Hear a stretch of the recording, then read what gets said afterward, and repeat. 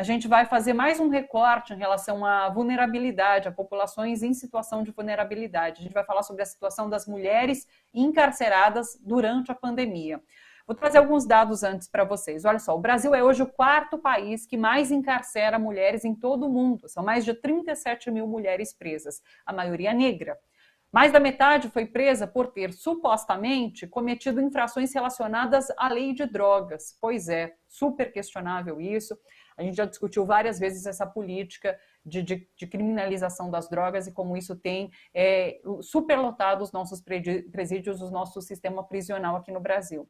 Em tempos de pandemia agora, essas mulheres são as mais vulneráveis no sistema prisional. Segundo um levantamento do Instituto Terra, Trabalho e Cidadania, 1/4 das detentas do Brasil estão em unidades que sequer possuem módulos de saúde para que se faça um atendimento caso essas mulheres apresentem algum sintoma, por exemplo, da Covid-19.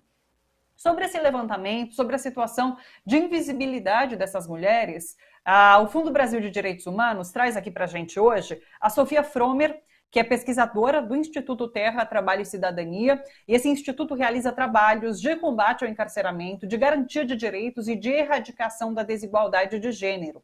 O ITTC recebe apoio do Fundo Brasil de Direitos Humanos e, representando o Fundo Brasil, está aqui com a gente também o Pedro Lagata, que é assessor de projeto. Sofia, Pedro, um prazer recebê-los por aqui. Tudo bem com vocês? Quero começar, inclusive, já conversando, já pedindo para a Sofia trazer aqui para a gente um panorama sobre a situação dessas mulheres encarceradas. Vocês têm acompanhado, o Instituto tem acompanhado, eu queria que você colocasse um pouco para a gente aqui o que é mais difícil na situação dessas mulheres, o que leva essas mulheres a essa situação imensa de vulnerabilidade num momento como a pandemia aqui no Brasil. Boa tarde, Sofia.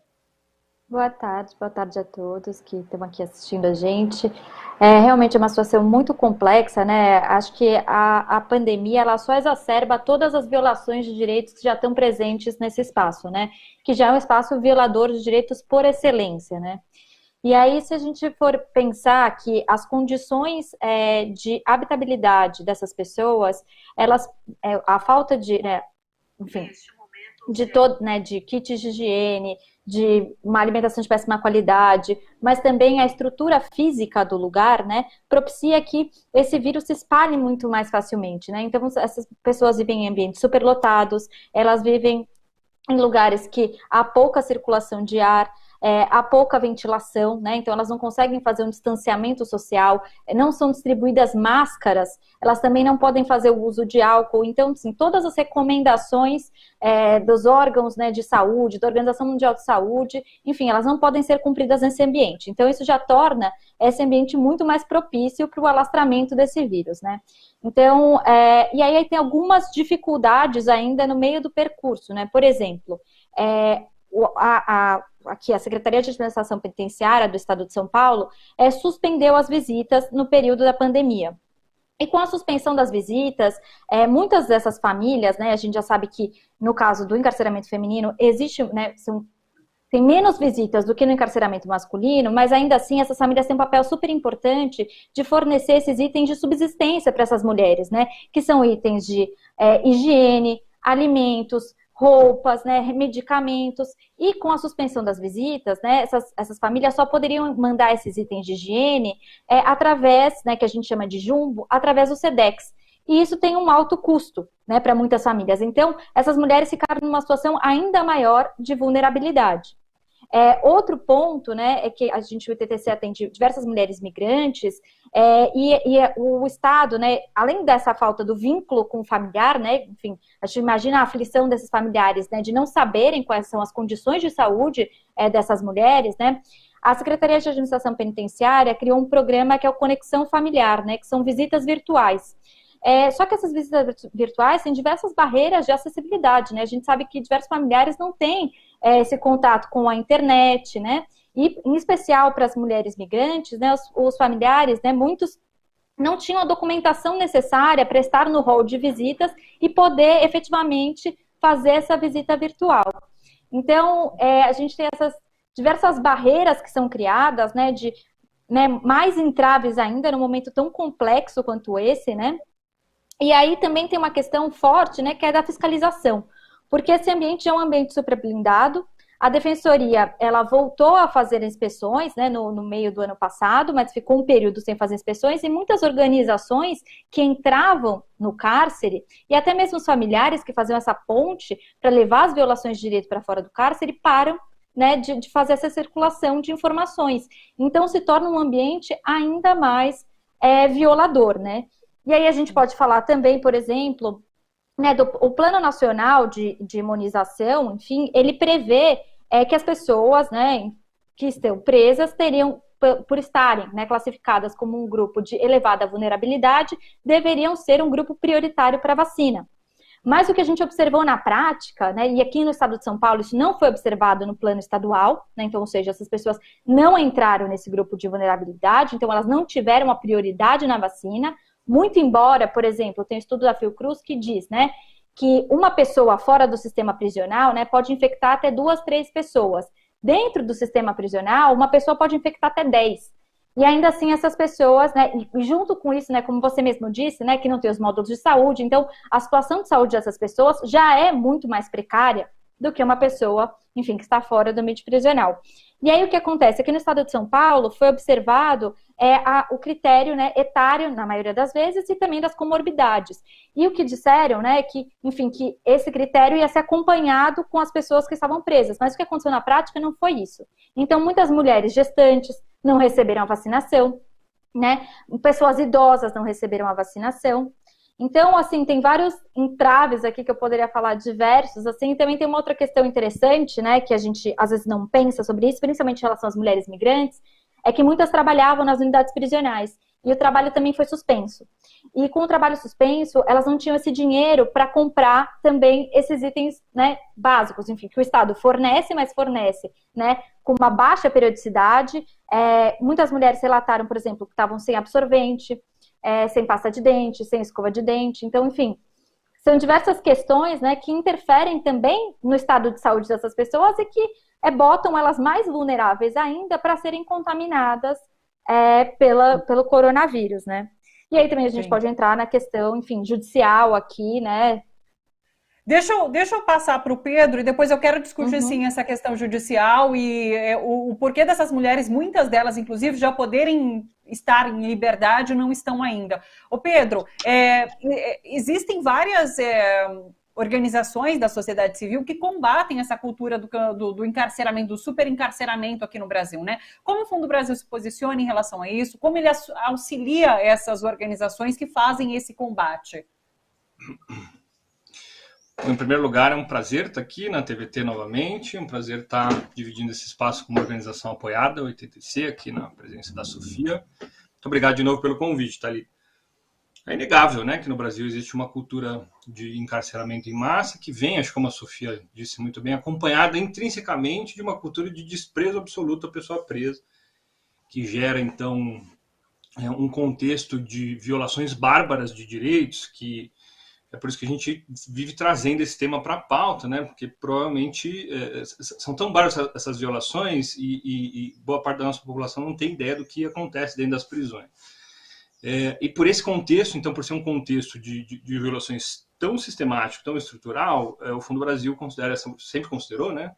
Essa é uma questão urgente, urgente de ser combatida, de ser modificada, e por isso o Fundo sempre teve entre as suas prioridades o apoio à sociedade civil, ao movimento antiprisional, e as organizações da sociedade civil que estão dedicadas a esse tema.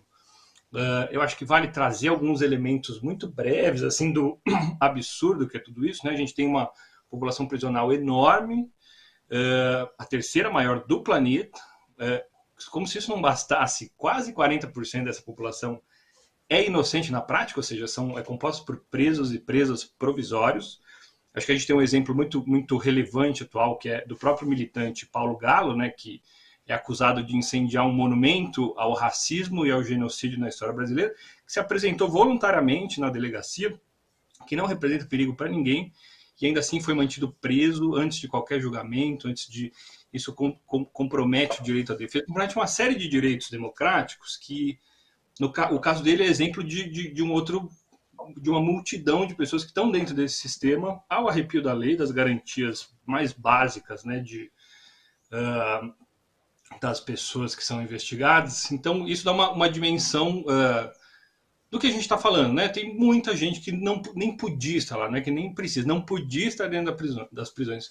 Fora que esse sistema é absolutamente seletivo, mira, sem nenhum constrangimento, uma determinada parcela da população, sobretudo a população preta mais pobre que mora nas periferias urbanas, que compõem praticamente 70% desse sistema. Então, esse sistema vigia uma parcela da população muito específica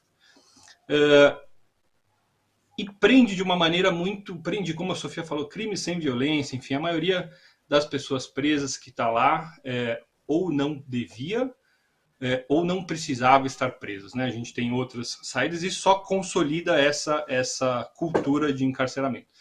E isso gera os mais variados e nefastos impactos sociais, que acho que a gente não precisa aprofundar aqui, mas que são reflexos das desigualdades estruturais do Brasil, esse país tão racista, tão machista, tão LGBTfóbico, tão problemático, né, desse ponto de vista.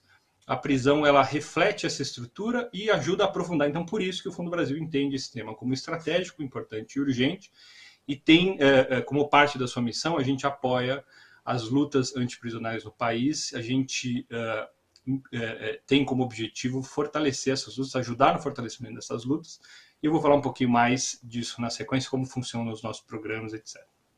Daqui a pouco a gente conta como as pessoas podem ajudar, inclusive o Fundo Brasil e a defesa dessas pautas. Agora, Sofia, a gente falava sobre como essas mulheres já poderiam estar libertas, muitas dessas mulheres, né, por conta de várias, inclusive, recomendações.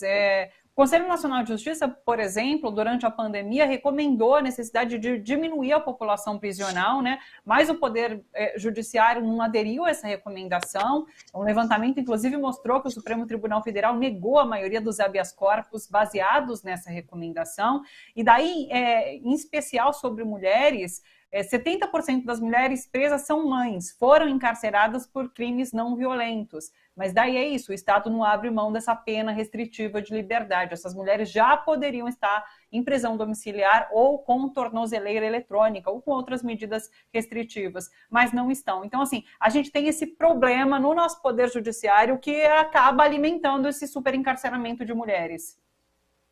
Com certeza, acho que o ponto que o Pedro toca é muito importante, né, de conversar um pouco sobre a arbitrariedade do nosso sistema de justiça, né?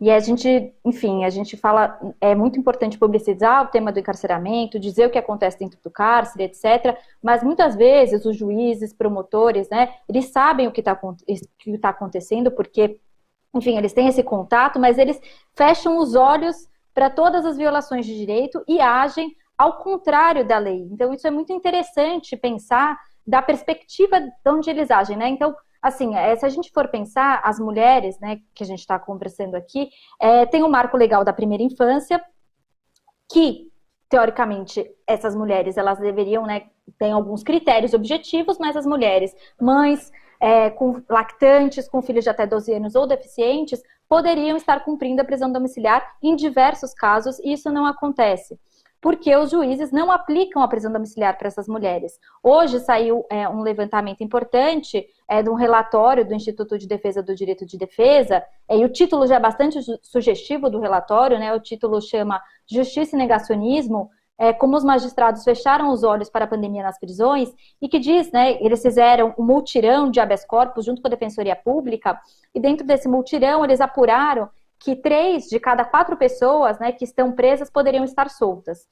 Isso de acordo exclusivamente com a recomendação que você acabou de mencionar do Conselho Nacional de Justiça, que dizia para determinados grupos, né, que tinham maior vulnerabilidade social, de doenças, comorbidades, por exemplo, pessoas idosas, por exemplo, mães, lactantes, que poderiam já estar soltas.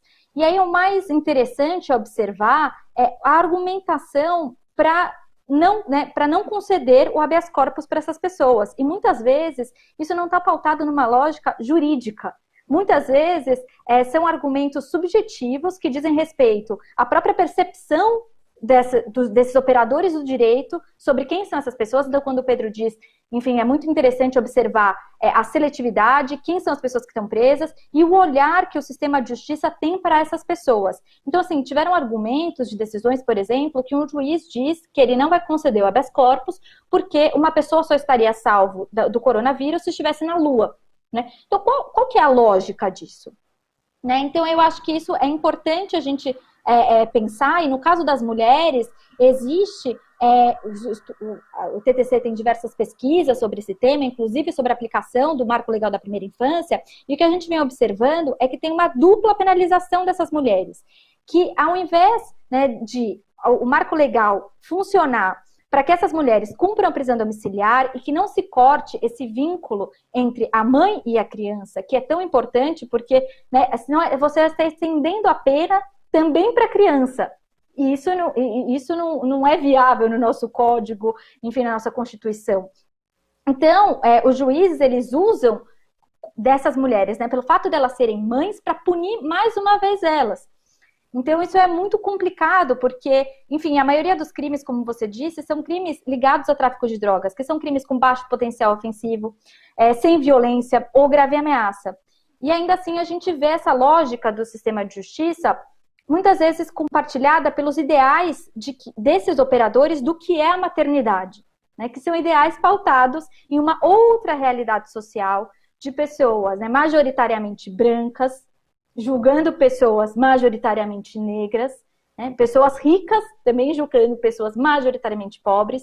Então, a gente tem toda essa diferença e esse caldo, e acho que é muito importante jogar luz para isso, porque a gente precisa discutir esse papel tão importante do sistema de justiça, que ao invés de ter uma lógica desencarceradora, né, como outros países do mundo, a gente continua numa lógica encarceradora. Esse caso do Galo, por exemplo, é emblemático.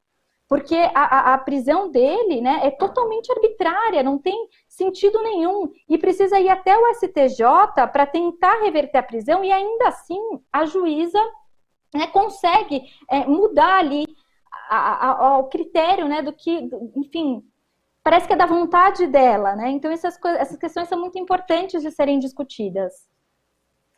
Pedro, quem está nos assistindo agora e quiser, de certa forma, ajudar essa defesa das pautas colocadas aqui, quer ajudar o Fundo Brasil, quer ajudar o trabalho dessas organizações, como faz? Olha, tem muitas formas das pessoas que se preocupam, querem se engajar com os direitos humanos, que elas podem contribuir com as organizações e com os movimentos. Muitas vezes, eu vou falar aqui da perspectiva do Fundo Brasil, uma fundação independente que tem como missão, né, canalizar, mobilizar recursos para o fortalecimento dessas lutas, que não é só a luta antiprisional, mas sim é muito importante apoiar a luta antiprisional. No caso do fundo, uma das formas mais imediatas de se engajar, de colaborar, é doar quantias para a fundação. E essas quantias vão ser revertidas para o fortalecimento dessas organizações, sejam elas de justiça criminal, sejam elas atuando em outras temáticas de direitos humanos, que se correlacionam com justiça criminal, mais ou menos, mas de fato esse campo de direitos humanos é todo interligado. No caso do Fundo Brasil, a gente, por exemplo, no ano passado, a gente apoiou mais de 400 iniciativas com muitos milhões de reais, eu não tenho o valor aqui exato, mas iniciativas atuando em diversas temáticas como ajuda humanitária no contexto da pandemia, né, mitigando os danos, como o direito das mulheres, enfrentamento ao racismo, direito da população LGBTQIA+, direito da população indígena, entre outras tantas, no Brasil inteiro, espalhadas pelo Brasil, que em geral são escolhidas em editais públicos por comitês externos independentes, ou seja, há uma garantia, né, do trabalho que o Fundo Brasil apoia de apoiar organizações idôneas, legitimadas pelos seus pares nos próprios campos, escolhidas por um processo super transparente, que qualquer pessoa pode conhecer mais o processo, basta entrar no site do Fundo, basta acompanhar os nossos debates, enfim. Então, quem se interessar pode entrar no site do Fundo Brasil ou nas nossas redes sociais, e lá vai encontrar todos os mecanismos para encontrar para apoio do fundo, que no limite se reverte em apoio a essas organizações. Também dá para entrar no site das organizações, conhecê-las melhor e apoiá-las diretamente, isso sem dúvida, mas enfim, o Fundo Brasil oferece isso via fundo também. Pessoal, o site está aqui, ó, já está aqui na página embaixo, fundobrasil.org.br, para vocês entrarem, então, conhecerem o trabalho do Fundo Brasil, as instituições apoiadas e como você pode auxiliar também. Sofia, Pedro, um prazer recebê-los aqui, importante debate que vocês trazem aqui para a gente, Fundo Brasil sempre, inclusive, trazendo discussões importantíssimas aqui para a gente. Agradeço demais a participação de vocês aqui, uma boa tarde e até uma próxima oportunidade, viu? Até mais, foi um prazer. Até mais. Pedro e Sofia, obrigada, pessoal. O Pedro, que é assessor do Fundo Brasil de Direitos Humanos, e a Sofia Fromer, que é pesquisadora do Instituto Terra, Trabalho e Cidadania.